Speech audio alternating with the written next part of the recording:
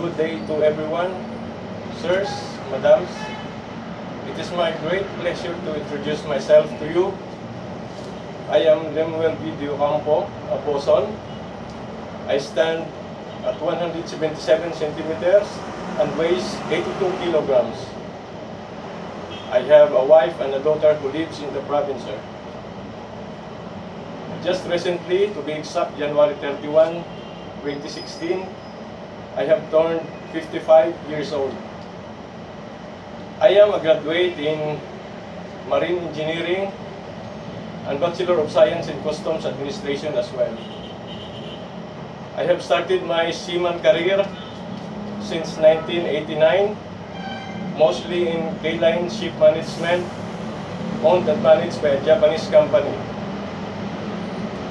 I have been working with them, starting as messman, later on promoted to OS in a few months' time, and later as AB, and eventually as a boatswain or bosun in our dialect.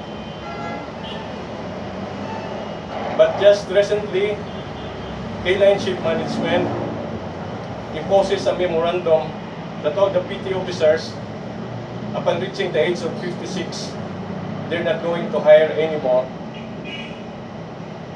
But now, I still feel that I'm still strong and able to still work in a vessel.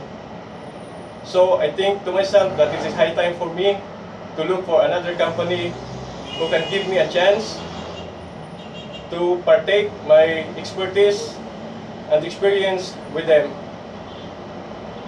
I applied in BZ Alpha Navigation in the late 2015,